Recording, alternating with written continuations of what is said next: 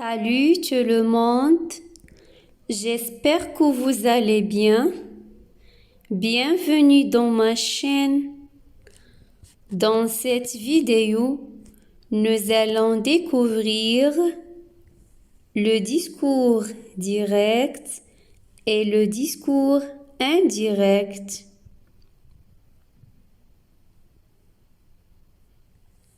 Alors, qu'est-ce que c'est un discours direct?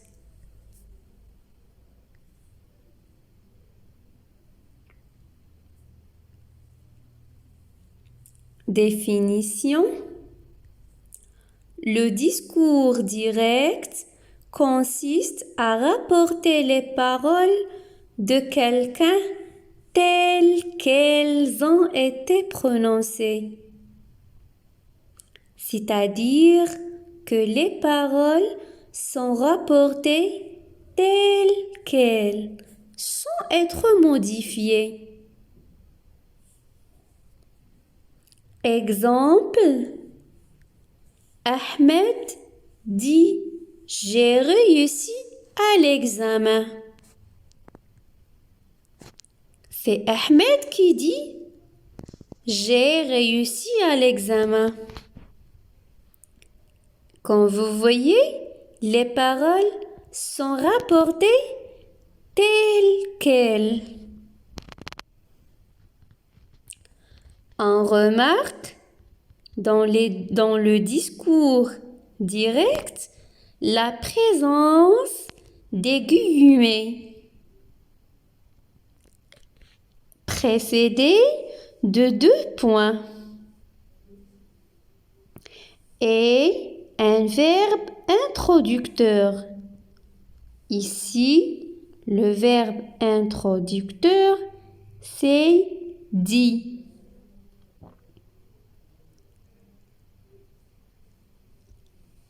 Il y a d'autres verbes introducteurs comme demander, répondre, dire.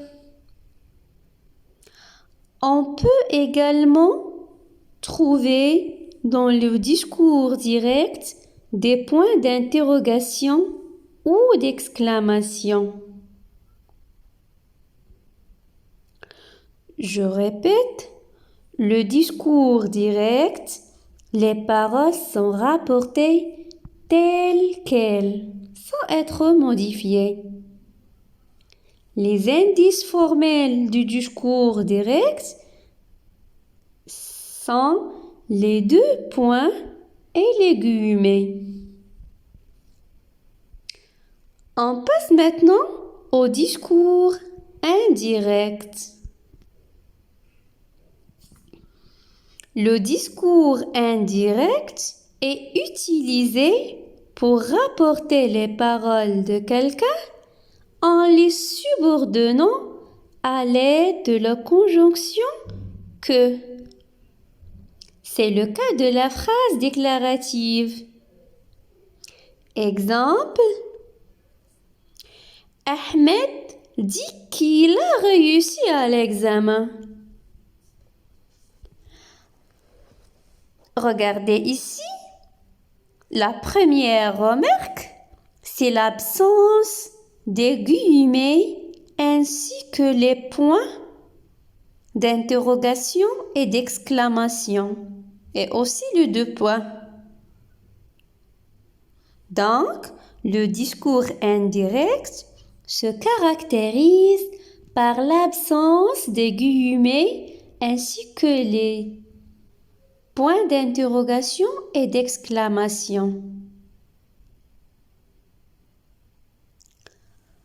On change les adjectifs, les pronoms personnels et possessifs ainsi que certains mots interrogatifs dans le discours indirect.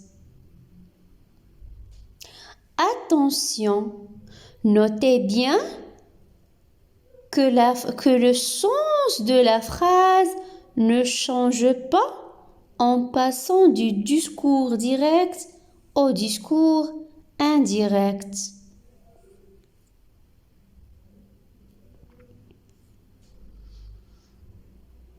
Notez bien, lorsque le verbe introducteur est au présent, il n'y a pas de changement.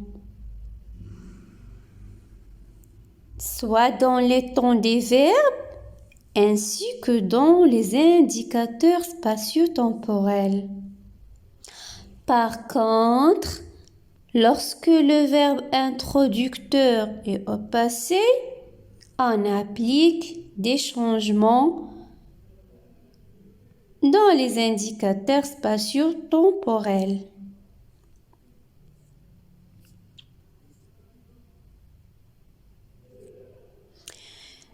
Maintenant, on va voir comment passer du discours direct au discours indirect. Comme j'ai dit avant, le discours direct se caractérise par la présence des guillemets précédés de 2 points. Passant du discours direct au discours indirect, les guillemets et les points disparaissent. Deuxième point, on doit rapporter les paroles en utilisant le subordonnant que. Troisième point, les pronoms personnels et les adjectifs possessifs changent, les temps verbaux changent également lorsque le verbe introducteur est au passé.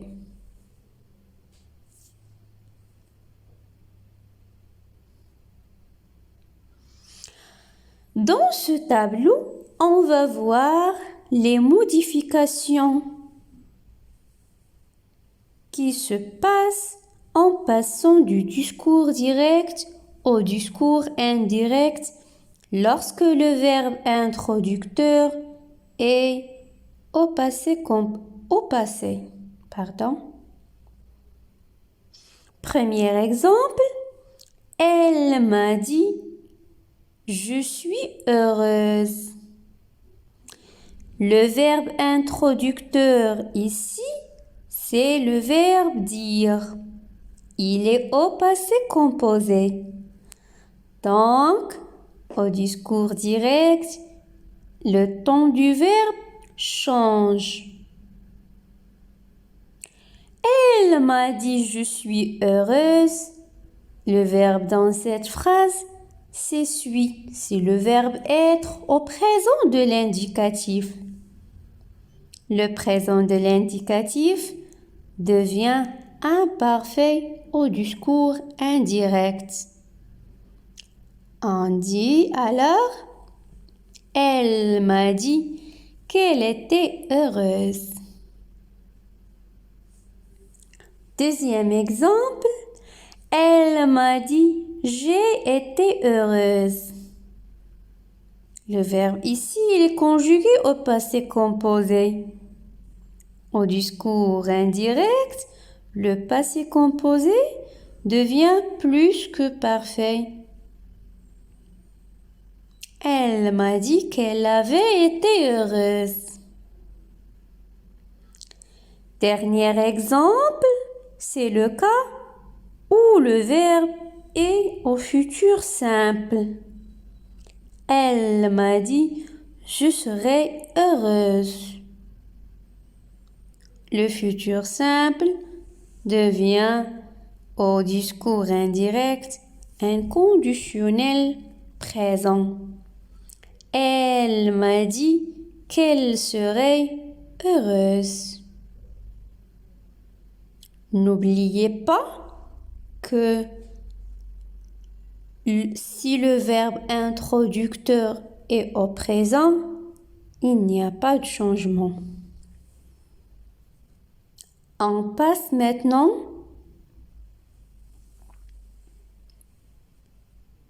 à une petite observation. Le cas de passé simple, le plus que parfait, le conditionnel et l'imparfait ne changent pas quand le verbe introducteur est au passé. Maintenant, on va faire un exercice. Transforme les phrases suivantes au discours indirect. A. Ahmed dit: j'ai faim. Comme vous voyez, cette phrase, elle est au discours direct. Il y a les indices formels, les deux points et les guillemets. Passons au discours indirect.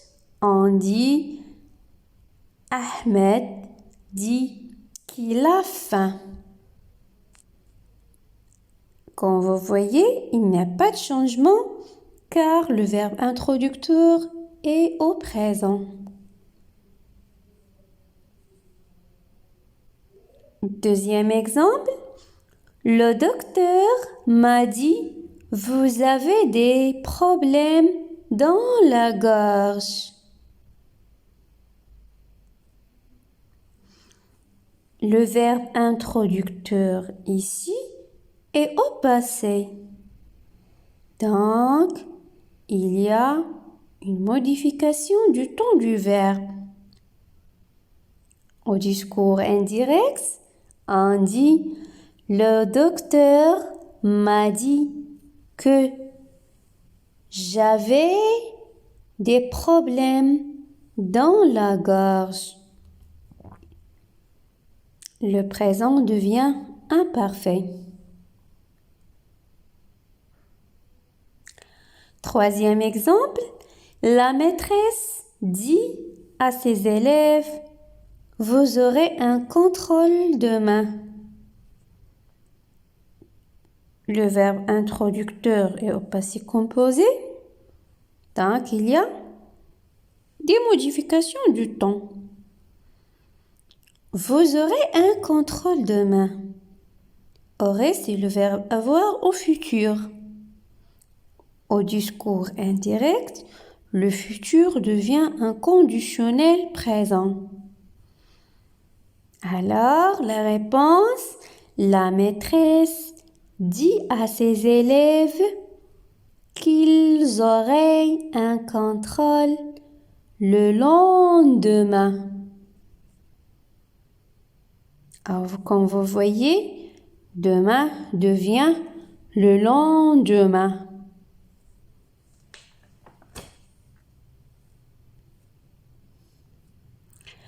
Dernier exemple, il a dit: j'ai fait un long chemin.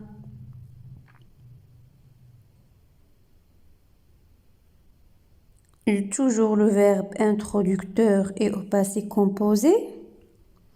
Aussi ici, le ton du verbe, c'est le passé composé. J'ai fait. Le passé composé devient plus que parfait. La réponse, il a dit qu'il avait faim et qu'il avait fait un long chemin.